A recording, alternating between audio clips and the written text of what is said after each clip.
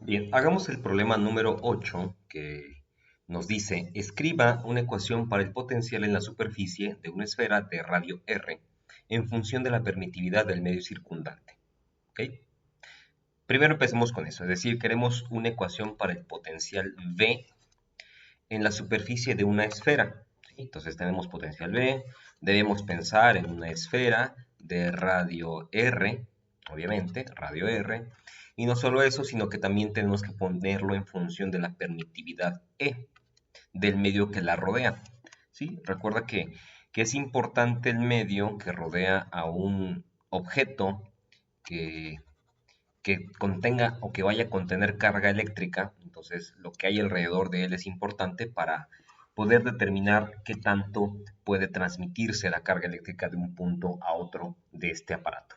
Bueno, empecemos por el principio, que es el potencial. El potencial eléctrico, nosotros sabemos que el potencial V en general puede expresarse como K por Q sobre R, es decir, es depende de una posición en el espacio donde una carga Q modifica ese punto espacial. ¿Ok? Por otro lado, nosotros sabemos que el campo eléctrico tiene una forma matemática parecida a esta. ¿Sí? Cuando nosotros tenemos una carga eléctrica, esta también genera en el espacio un campo eléctrico que se dibuja como líneas de campo y es K por Q, ¿sí? Sobre R cuadrada. Ese es el campo eléctrico dada una carga puntual, aislada. Ahora, si tú las observas bien, verás que son muy parecidas. De hecho, podemos tomar una y llegar a la otra en un solo paso. Es decir, entonces, si yo multiplico el campo eléctrico por una distancia a la cual yo estoy calculando, ya sea su campo o el potencial, entonces la ecuación que tengo aquí arriba, esta de aquí, se va a modificar de modo que voy a tener K por Q sobre R cuadrada por R, ¿sí? Y entonces una distancia se va a cancelar con este 2 y por tanto esto va a ser igual a K por Q entre R. ¿Y esto qué es? Pues es precisamente el voltaje, ¿no? A donde yo quería llegar. Entonces de alguna manera yo puedo ahorrarme todo este chisme, ¿no? Y decir que el campo eléctrico E, por otra parte, E, va a ser igual a, perdón, E por R es igual al voltaje. Es con lo que a mí me interesa trabajar, ¿ok? Bueno, ahora, eh, por otra parte, el campo, el campo eléctrico por Gauss, por la ley de Gauss, por ley de Gauss, que aparece en el capítulo 24, un examen un poco más minucioso, nos dice también que el campo eléctrico se puede calcular dada la distribución de carga que haya en un conductor. Y eso podría dar, bueno, da la conclusión de que es igual a la carga dividido entre el área y el medio, y bueno, depende también del tipo de medio que esté allí presente, ¿ok? Epsilon. Si es el vacío, es epsilon 0, y si es otro material, pues se le pone únicamente epsilon y después se averigua el valor. Ahora, eh, hasta aquí hemos llegado con la cuestión del potencial y el campo eléctrico según la ley de Gauss. Ahora, ¿qué tiene que ver que sea una esfera de radio R? Bueno, tiene que ver con este factor en la ley de Gauss. A, ¿ok? El área superficial. Para una esfera, nosotros sabemos que el área es igual a 4pi por r cuadrada, ¿sí? Aquí es donde la r entra en juego.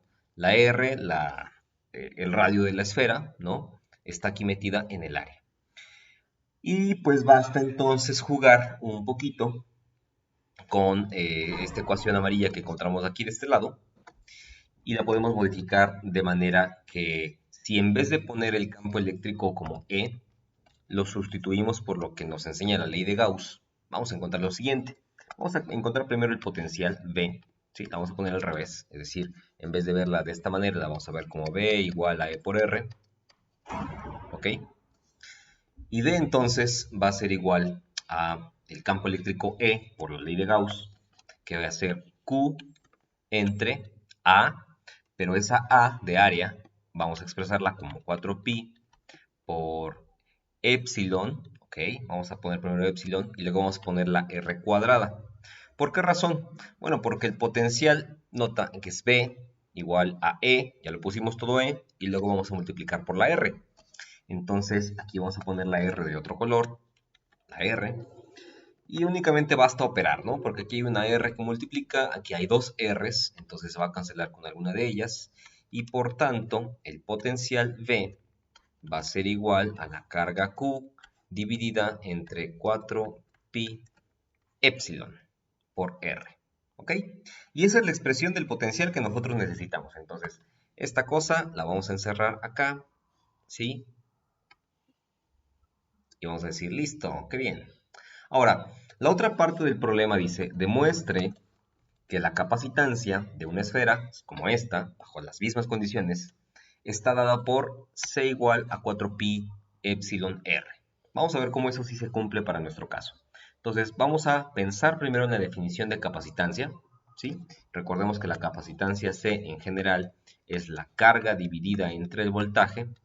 Y si ya tenemos el voltaje de esta esfera que tenemos aquí en este cuadro blanco, pues entonces vamos a sustituir ese valor. Entonces vamos a poner la Q dividida por todo lo que vale V, que es a su vez otra Q, que es la misma Q, dividida entre 4pi epsilon R.